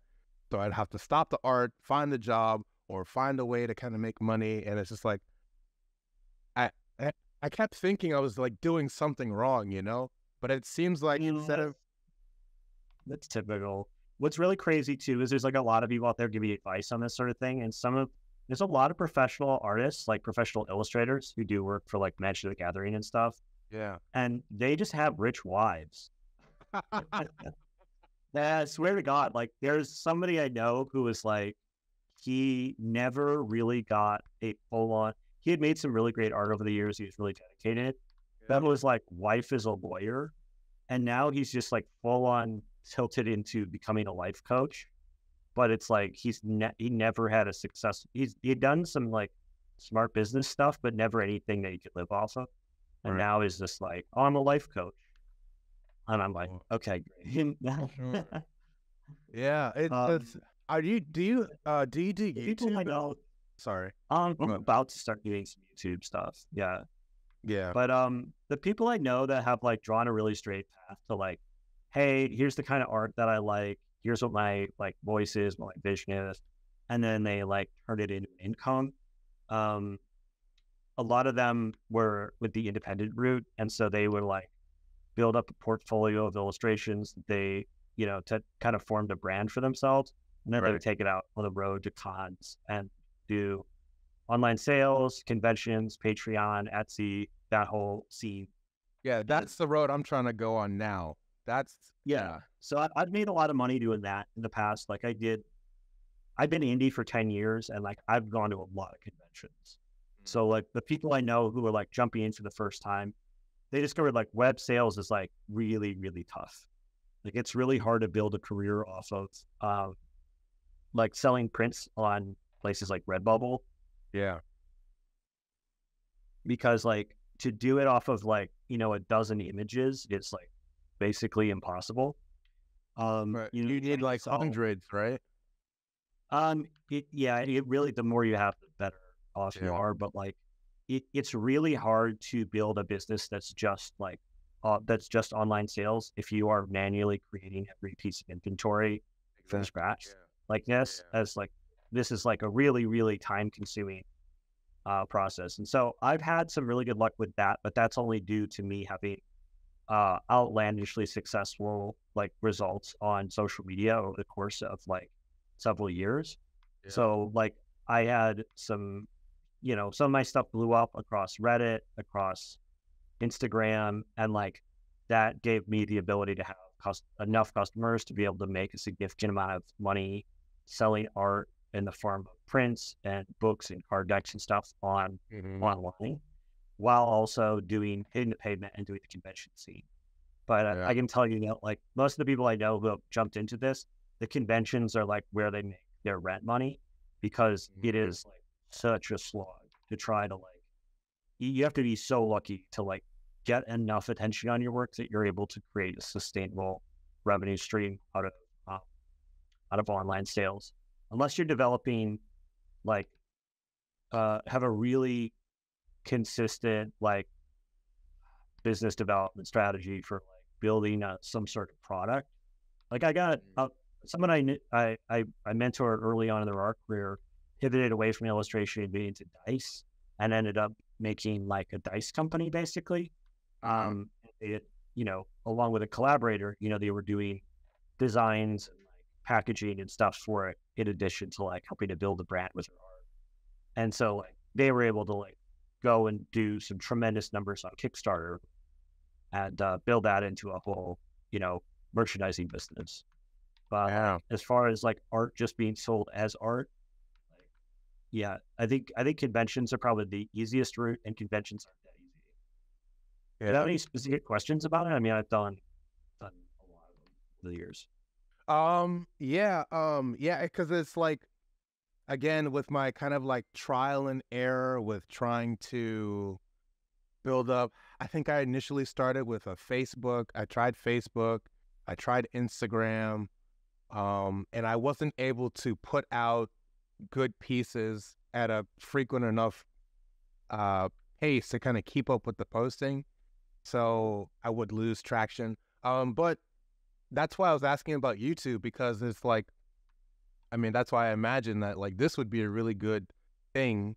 Like even just this conversation here would be like a really, I think a lot of people would be interested in like just hearing an artist talk while he works, talking through his process, talking through all that stuff. And that's why I was like, well, maybe that's something I can do, which would lead to maybe social media growth, which would lead to being able to put out content, but not just content based around my art, but content based around tips, interviewing other artists, getting other artists' perspectives, doing artist highlights, being like, oh, this is the artist of the week, or doing this style, that kind of thing. But to parlay that into the whole con scene, I've been to one convention and it was like, I think it was like Reselling? Yeah, I was selling. Yeah. It was the only one I ever sold at. And I think it was so bad because it was my first one. I hadn't done digital art yet. So all my work was traditional. And then I like printed it out and like put it out, and like nobody bought. There was one dude, like zero sales. What kind of show were you at? It was like some kind of small anime or comic book thing, basically in like a library type setting, or back of a school. Really? So it was like a really small local thing. So I wasn't, I mean, looking back, it's not that bad. But the only one I got was like a live like commission. Like they wanted me to draw some jungle girl. And I had a buddy who, his whole thing, like when he, for years and years, he started on art when he was like in his 30s, right? And so he was getting started. Everyone around him was like, you know, getting started as a teenager or younger. And he was trying to build an art career in his 30s. And for years, all the money he made from art was doing zombie commissions. So like, really, he would go to a convention, and for $20, he would draw you as a zombie. And so he'd be doing them live, and then he'd be taking some home and doing them in the hotel room at night. And so, you know, you could do a few $1,000 a weekend at shows, and it wouldn't be like at a library. You know, go to like either a comic or horror convention or whatever, and nobody knew who he was. It wasn't a matter of fame, and his art wasn't, you know, he was getting a couple minor commissions here or there, but like wasn't selling a lot of prints or merchandise. But he was making all of his cash off of doing these kind of live commissions, like you're talking about. That is like a whole category that people can specialize in, dig in on. You know, being an artist at a convention doesn't necessarily mean you're one thing. It could be like, you know, you break in and just figure out a way to do commissions, and that's like your revenue stream as an artist. Yeah. I would never be able to do that because I'm kind of bad at like capturing people's likenesses, and so like even like the cheapest, crappiest like caricature artist like can beat me at that sort of thing. And so you know, I'm trying to play to my strengths the same way they're trying to play theirs. So finding out where you have like special strengths as an artist is a really big part of figuring out like what your strategy is going to be in terms of running it as a business. Yeah, there's so much of this kind of like conflicting nature, because it's like, okay, I recognize that there's a financial aspect to this whole thing, and then I recognize also that there's like in my heart there's like one or two things I really want to do. But if I really want to do those things, I need like, it needs to be propped up financially by like, you know, selling something, you know, having some kind of product or service or whatever. And it's just like that could feed into what I ultimately want to do, which is like I have a story that I would like to get turned into a graphic novel or web comic, whatever's the thing, right? And you know deep in your heart that the more you step away from making the art the way you want to, the less anyone's going to care. Yeah, they're just not going to give. And it's just like, how do you like actually make concessions for the marketplace without selling away the one part of you that not only matters to you, but has the potential to matter to anyone else? Right. It's a fine line. It's tightrope walk. And it's really hard. And it never stops being hard because you find yourself over and over again making concessions for a perceived audience, regardless of like how confident you are or like how many years you've worked. And it's like you constantly have to recorrect back towards like making things for yourself and being your first customer, and like actually loving the process of making the work, because that's the only path forwards to ever turn it in to get other people excited. And so I have to be excited. Yeah, you have to like the process. I mean, I'd say you don't have to be like flipping through your own images and just like getting stoked at how cool you are at art. Like that's not the idea.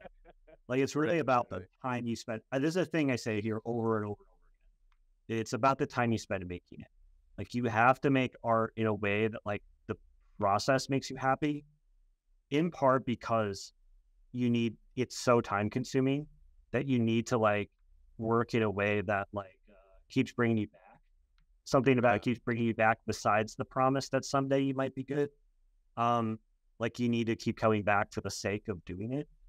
And then you can, if you look at someone's work, you can always tell whether or not they're into it and whether or not it's really them and the work, or if they're just doing something because they think other people want it. And like people can see through you. People will see through your effort to try to like make a piece of art that's going to speak to them. And so if you are working cynically, they are going to be able to see that cynicism in the image. And you're not going to be able to cover it up like that. So you're going to get caught like 100% of the time if you try to like cheat. Yeah. That's what kind of that art process with earnestness. Right. There's a level of like, I mean, this whole thing has levels to it, but the notion that it's like, because even just recently I poured my heart into this one piece and I haven't drawn in like weeks. And I was just like, you know what? I'm feeling the urge. I've got the itch. I need to get it out. So I get it out and it's just like, nobody gives a I mean, it's just like, they don't care. That's just like, even when I do put my heart into it, it's just like, well, yeah, whatever. When you put your heart into it, you get one pull at the lever, but you don't get guaranteed win. Right. I just got to keep doing it. It's like a what do you call it? Numbers game. Just got to keep cranking.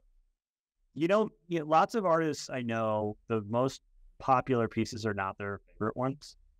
But I don't get it. It's really typical. Yeah.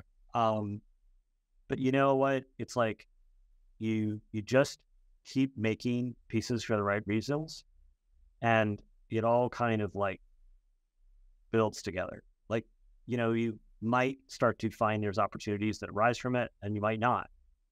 I've met plenty of artists who are creating really incredible visions.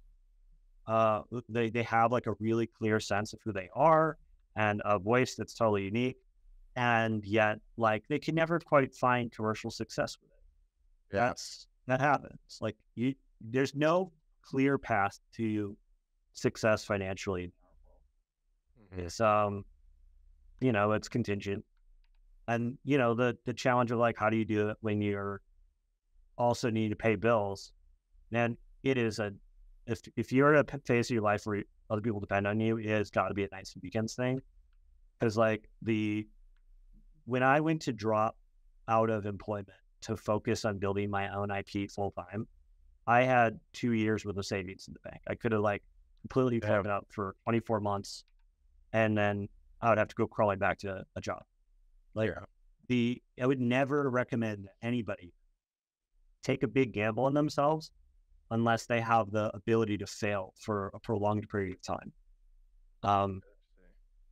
And so like that's if you have like serious financial concerns around it, you know, don't make bets you could lose. Like the only way to get ahead in business is to only ever make bets that you can lose, because you're always going to have to be placing bets. And if any one of them will ruin you, then you're just playing, you know, Russian roulette. It's like not okay.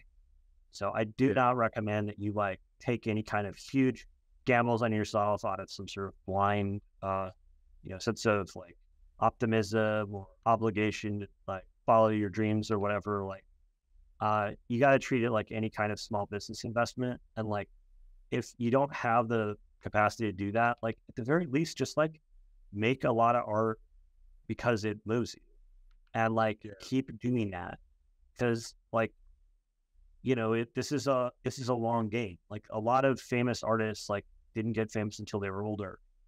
Like I've known successful artists who had to put their entire art career on hold for 20 years because they had kids, and they were the primary parent, and like, you know, and then they were able to get to it later. It's just, there's like, it isn't like a trade. This isn't like, you know, getting certified for doing HVAC, you know? You're not going to be able to like figure out like there's no secret knowledge that you can then learn and then use to like, you know, become one of the working artists. It's just, the rules are always changing. You're always changing. There's no clear shot at the goal here. You might as well love it and like encourage your, like everything about it that like makes you love it. Just do that more deeply and see where it goes. Stay open-minded and look for opportunities on the horizon. You know, like it's great to hear that you're trying out, bringing your stuff out there, even the very real possibility that you're gonna like, you can go to some little local show and sell $0 and feel like a fool. Like your willingness to like be foolish like that is like an asset. That's a really, really like good way to be. It definitely mentally kind of crippled me though, because I haven't been back. I haven't been, it was like what? I was like 20, 23, 24, and I'm 32 now. Oh shit, dude. You gotta let that go. You gotta get back in there. It's just like, I just kept telling myself, okay, I remember that my art was shit. My art was shit. I need to improve. I need to improve. I need to improve. And it's just like, and now I have my friends will look at my art and be like, dude, if you took your art to a convention, you would blow everybody out there. Like, you're good enough. Just go. Just go do it. The first convention I did, I was 16 and I had just started drawing. Yeah. And so all I had with me was a paper folder with lined notebook paper with a couple of like animated. That was it. And I was at like the local anime con, and you know, but it was $10 for the table back then. Yeah. Yeah. So I was just like, I don't care. I had a blast. Like people came up to me and talked to me about my work. I was doing commissions for like, you know, a couple of dollars. Like I didn't have a real job. I didn't have any financial needs. I wasn't invested, you know, money-wise in this whole thing. And my takeaway after like, you know, making maybe $20 over the whole weekend was like, damn, that went really good. Wow. And I came back every year for like, you know, like 10 years. Yeah. And every time I came back, I tried to like go a bit bigger and figure more stuff out. And like, you know, eventually I was able to like actually make real money at those sorts of things. Like, that same con coming back to it 20 years later, you know, I was able to absolutely clean up. Yeah. But like, you know, it's because I was taking those little wins back in the day when the stakes were really low and just building off of them. Because I was in a safe environment to do that, which I feel very lucky about, because like not everyone has got that opportunity. So, you know, if it's not going to ruin you or whatever, and you people around you are pumping you up, like I'd say, yeah, get out there and give it a shot. You know, go to whatever local cons are in the area, book a table, don't spend any money that you can afford to lose, like can't afford to lose. Like just put down some, small bets and see what happens. And if you get a win, even if you just feel like you had a great time and you broke even, then like figure out what you can do to improve and come back to some more and see how you can grow it incrementally. Because the thing I like about cons is that they actually do leave room for you to grow incrementally over time. Yeah. You don't need to like go there and blow up all at once. You don't need to have a reputation on Instagram. Like people will discover and buy from you the very first time they meet you at a convention, which is like the whole reason why they're worth the money. Yeah. So if you bring the right stuff and you bring the right setup, like you can walk away with money in your pocket, which is awesome. Well, thank you to do that. Yeah, thank you for your time. I know I stayed a little bit long, but yeah, wow. I'll try and how often do you do these little art classes? I like this. Every week? All right. I'll be back next I'm gonna start streaming on Twitch 5 days a week, I think, actually. Starting in like a week or so. So follow me on my socials, I'll be posting about it. Gotcha. And it's the Mohrbacher. Mm-hmm. Okay. There's not a lot of people with that last name, so I'm easy to find on the internet. And that Angelarium is another good way to look for me. It's just my brand name. Okay. I'll do that. Thank you for the time. Appreciate it. Good luck. Thank you.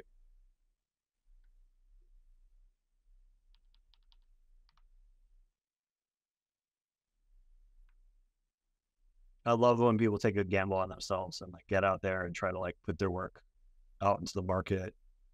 It's like, because I've seen people go from questioning themselves and not knowing if it's going to work out to like being like a full-time serious like professional artist making like really good money at shows.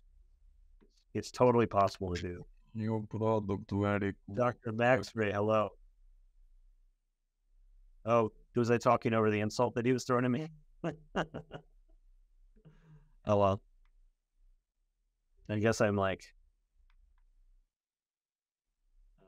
too much of a loudmouth to get properly insulted on the stream.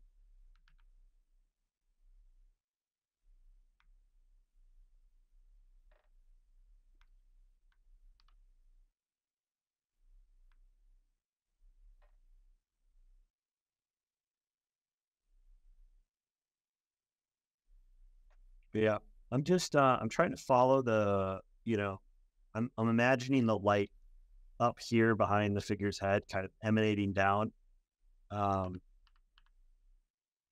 like this. And so when I'm drawing these clouds, I'm just trying to make sure I keep the lighting direction pretty consistent. And other than that, just making these little nudges. If I see something that feels like it's out of place, I want to add a little something. If I can just keep it consistent and keep nudging it like this, I just like, I look at it, I look up from whatever little section I'm focused on, and I've got clouds. It feels kind of like magic. Part of that comes from the fact that I've painted clouds so many times that I've got a little bit of a recipe for it already, baked into my head. And to learn that sort of thing, I recommend that you, there's a method that I recommend for everybody to learn new art like add to their visual library. And that's that you try to draw it out of your head first and screw it up really bad and do a bad job.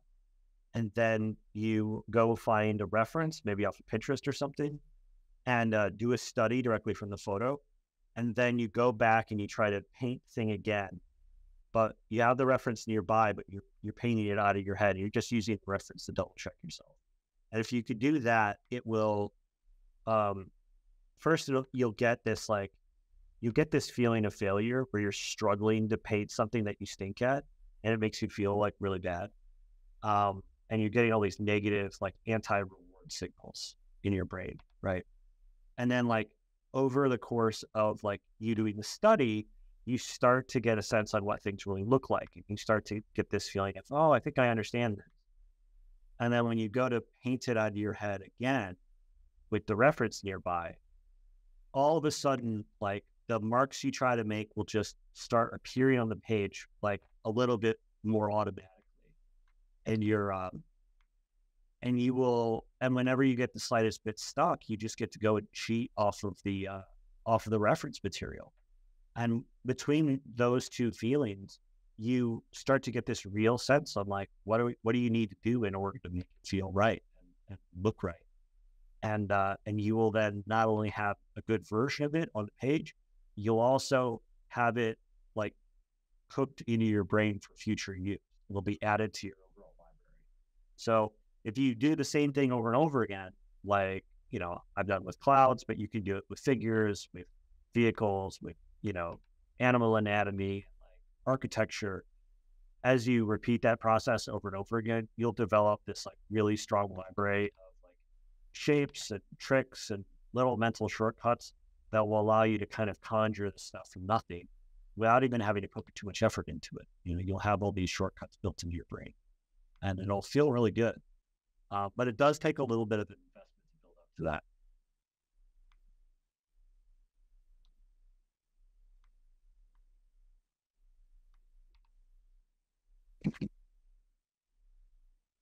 If anyone's got any questions, feel free to come up on stage. Currently got an empty queue. I like hearing from all of you. Like, some of you seem very, very timid about being on stage and asking questions. There is no question that's too beginner level for me to enjoy answering. I love answering beginner questions. And I love talking to people to pump them up and boost their ego about working as an artist. Feel free to ask me whatever. It's all good. I'm here for you for the next 20 minutes.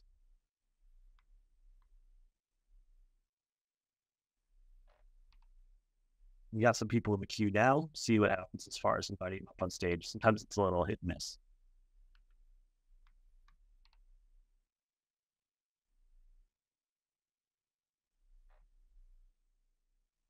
Daniel, hello.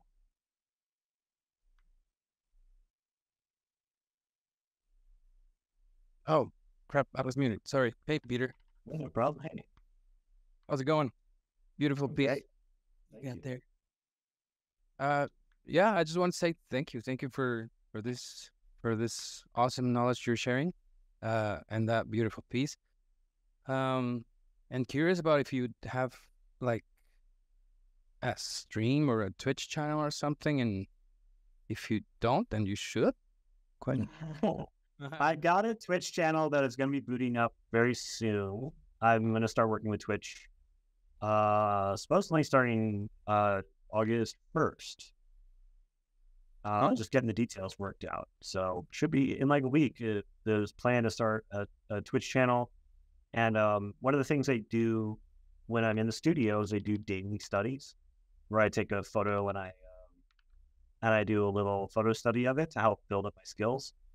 And so my plan is to take my dailies from doing them on my art Discord over to doing them on Twitch.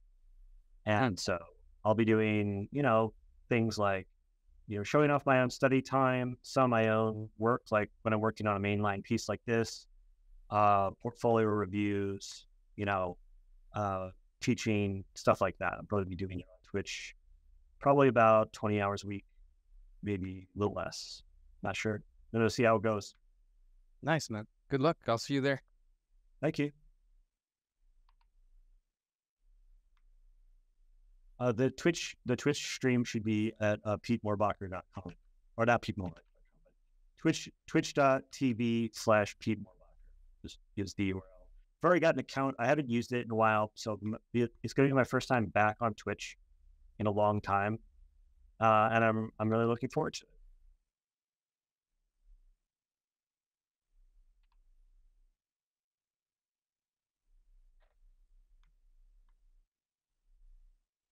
Yeah, I'll figure out camera stuff. Getting the lighting on the camera all worked out.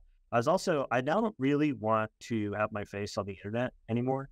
So I was thinking about maybe figuring out the whole VTuber thing, setting up like a little avatar that will bounce around and show that show a face, even if it's not going to be my face. Maybe I'll like make a little VTuber avatar based on one of my characters. we'll see. We'll see how it all pans out. It's a big experiment for me. I've got some great help. Some people are offering to be resources for it already. So I got some friends and some business partners and stuff that are gonna help me try out the Twitch thing, give it a real shot. Because the last times I've done it, I've enjoyed it, but it's so hard to stream and get work done. So it's so distracting to be on Twitch and have those scrolling chat and to be doing that solo when you're trying to get things done. Well, it's always been a little too much for me. So I'm gonna give it a little bit of a different attempt this time. And with the resources I have, I'm really hoping that it's all gonna work out, because it'd be great to have these kinds of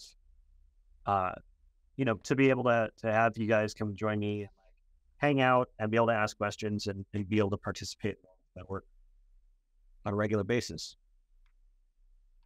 Hi, can you hear me? Hello. Hey. Your text. Good, how are you? I'm really happy to talk to you. I've been a big fan of your work for a long time. Incredible. Thank you. Yeah, I really love the kind of, I guess you would call them the gods, the sort of pantheon you've been creating. And I was wondering if that was inspired by your work on the magic cards, or what got you kind of started down that path. And just context for that for me is being an artist and trying to establish my own look or feel. Because when I see your work, I'm like, okay, that's a Peter Mohrbacher piece. There's no question. It's either someone copying you or your piece. I'd love to understand what got you into having your own style, because it's something I struggled with. Yeah, the Magic kind of hired me to do gods for them because I was already doing it for myself. I had established the Angelarium series back at the very final year of college. And then it's been a part of my career ever since. So I've been doing this kind of illustration, this kind of thing as my main focus for basically my whole professional career.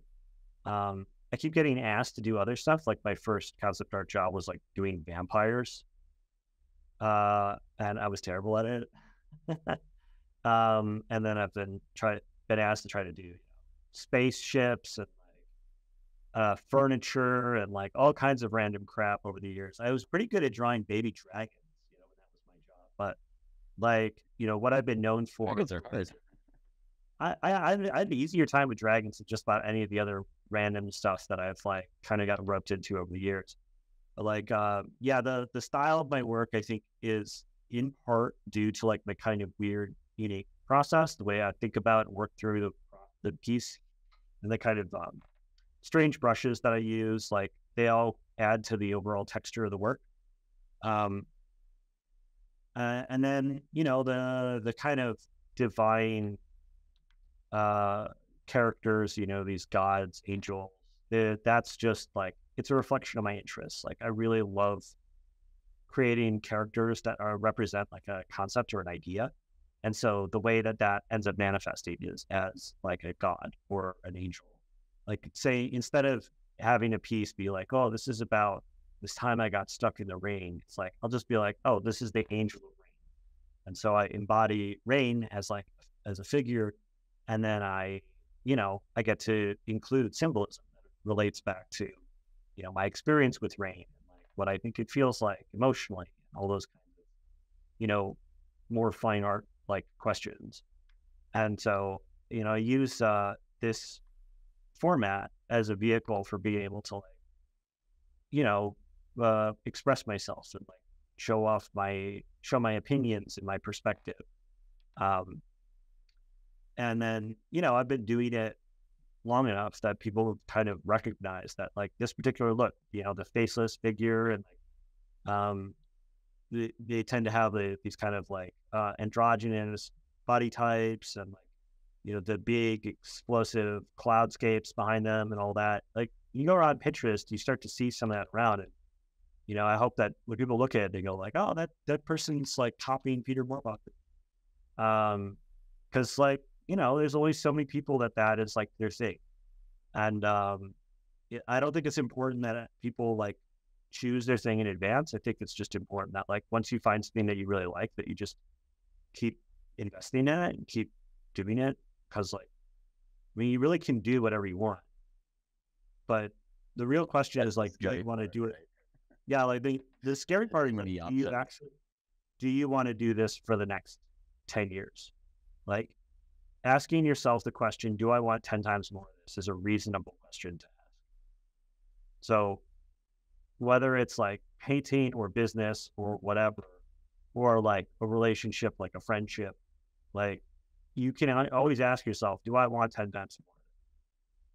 And if the answer is no, I mean, you need to respect that to some degree. Like, I find that a lot of people are willing to tolerate things that they don't want in their life because they say there's not a lot of it. Like, oh, well, I don't love making this kind of art, but I'm only taking a few jobs like this and then I'm doing this other stuff. And it's like, that's a really dangerous way of going about things. Like, you have very limited time in a day or a week or a year, and to like fill up chunks of it with useless crap that you don't want more of is like, to me, feels like really like dangerous, risky prospect.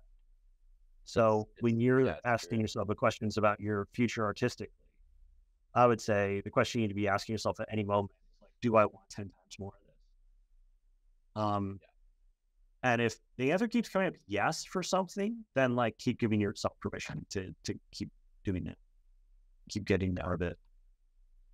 I think I just like doing a lot of different things. So I'm definitely grateful for being able to learn each time I'm stepping outside of my comfort zone, like something new, learning a new style, I mostly do like 3D art stuff.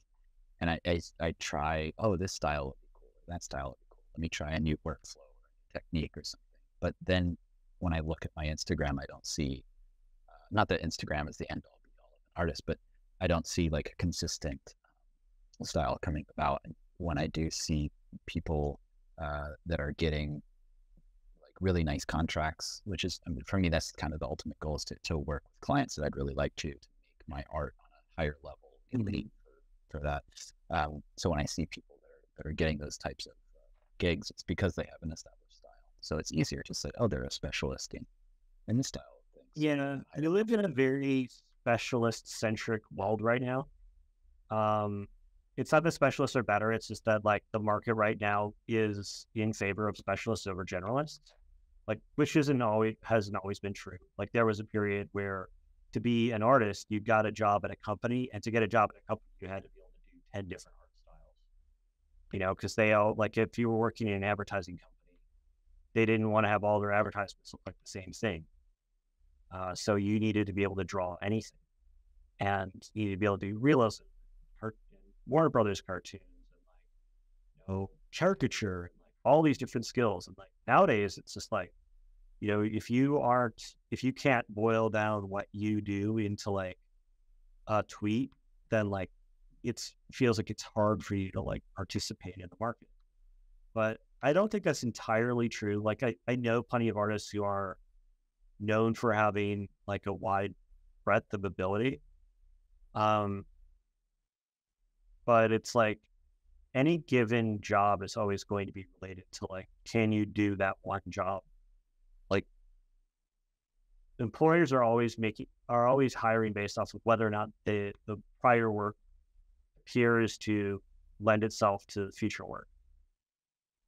And so they're like, we need a sci-fi, post-apocalyptic landscape guy. And so they're going to look around ArtStation for somebody who has exactly that genre in their portfolio using the right software. Right. Even though somebody else would be able to do it. Like somebody that doesn't necessarily have that in their portfolio might be able to nail it. But the question is, how would anybody know? Exactly. Yeah. I don't know. And so like there is a temptation to want to say, well, I'm going to show off. I can do fantasy. I can do sci-fi. I can do environments. I can do characters. And like, whether it's 2D or 3D, or even saying, oh, I can do also 2D and 3D, and like try to spread out to be able to like capture all those opportunities, because there's all these different clients looking for different things. But the way that the market generally goes these days is that people like get a lot of attention for specializing in doing one thing, and then that attention translates into discoverability, so that when opportunities arise, people think of them first. instead of, you know, being the world's greatest generalist and getting hired for everything. So yeah, I mean, having a specific, like, showing off, even if it's not like a genre of work, it just has to be some sort of consistency between the pieces. So it could just be like, you always work in UV5 and you just go like, oh, here's a bunch of different environments or a bunch of different character types that are all done, you know, using this particular tool set or workflow.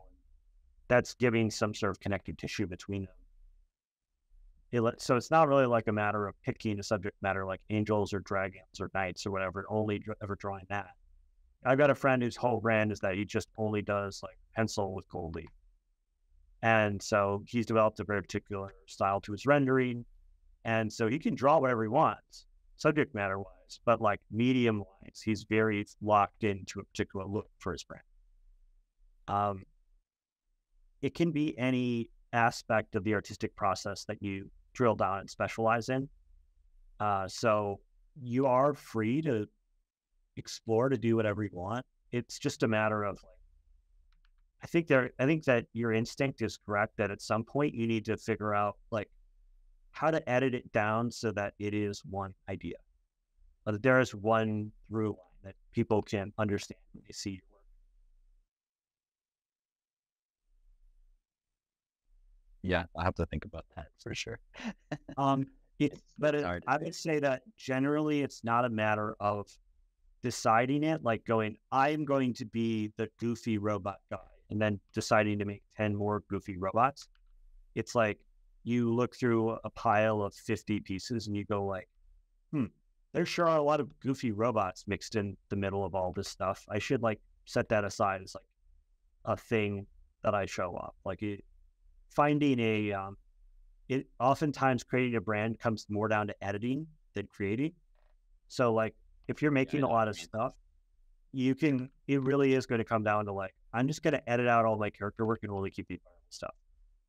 And like, that's how you do it. I do not recommend that people try to like come to some prior conclusion about what kind of artist they are and then use that to choose what they're going to make next. I think it's more important to just follow your nose for a while and continue to make whatever you want. And then at some point down the line, you can sift out buckets of work that fit into different genres.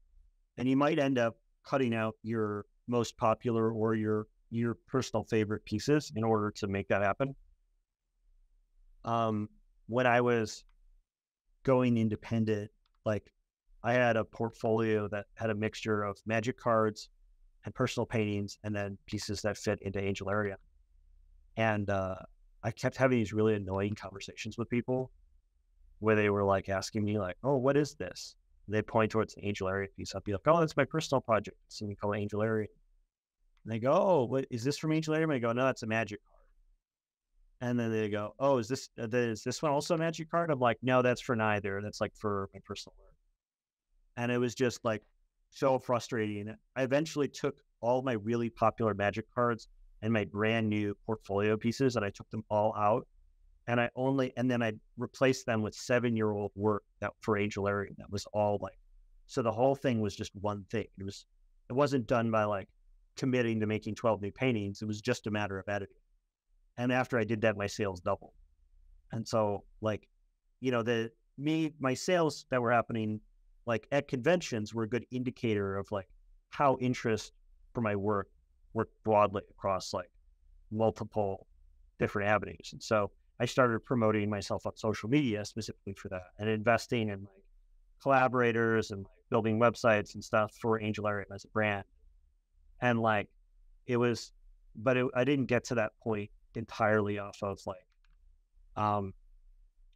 you know, I wasn't thinking to myself, like, I'm going to build a whole brand off of angels and then like committing to making 50 new paintings. It was really like, I was editing down like my college portfolio and, you know, mixing it with professional work and personal work until I like found my way to like a body of work that, you know, matched my professional goals. And then I invested really deeply in that once I had something that was really established, that was working. Because like I wasn't really betting on it. It was like I tried it out in like a sales environment, and it was working really well. And I could see it performing well on social media. And then I like doubled and tripled down on it after it had already been that well established. And like, that's how I ended up developing my own thing. But yeah, at first it always comes down to a matter of like editing. And like, I know a lot of people are always trying to force an idea. I've seen a lot of artists try to force an idea over the years. I don't think I've ever seen it really work out. It always it's hard to be passionate about it, right? When you're kind of having to make yourself do it. Whereas if you're just kind of chaotic and letting the brush go where it wants to go, you start to create something kind of post conceptually create a name for it, or create like a system out of it. Yeah, but also just like, this, you talking about having to spend a lot of time around an idea. Like you're going to be spending a lot of time, looking at the same stuff and like having conversations with people about the same work. And if you don't love it, you are just going to get so lazy about it that you're not going to be able to keep up. Like it's already a challenging enough prospect to try to like build something as a creative person. To try to like build it cynically because you think it's a good idea, but you don't really love it, like you're just going to like flake like everyone will. It's just not a sustainable thing. Like the artists are all like kind of just obsessed with what they make, like the time that they spend making it. And that's the only reason they ever get anywhere with it. Because you have to spend an unreasonable amount of time to like get it to a place where it's functional. Yeah, absolutely. I had one more question before I go. Sure. Well, it's at the end of the stream, so I'm happy to answer one. Okay. I know you'd worked with like Magic, but there's also Dungeons and Dragons. There are multiple pantheons. And actually, I played Dungeons and Dragons with some of my friends and used some of your concept art to represent a couple of the gods. And I'm curious if you looked into that, because it could be a source of inspiration or maybe even a collaboration with some. I have a publishing contract for an Angelarium RPG module that awesome. I'm supposed to be working on, but I got a story Bible in from the writer, and I got it in right before I went on vacation, and now I'm back from vacation, and I overestimated my ability to like get work done while I was there, so I'm like terribly behind on it. But yeah, I love that idea. And so like I not only want to like have there be an RPG module for my thing, I am also trying to get a set of like gaming accessories to go with it. So like minis, gaming minis, and like I'm gonna be doing like DM screen and like a whole, and like dice. I really want to do like a whole set of like branded stuff for D&D, because I know I've heard this from so many people that say that they've used my work as like part of their homebrew thing. So the goal for this is to not only create a kind of canonical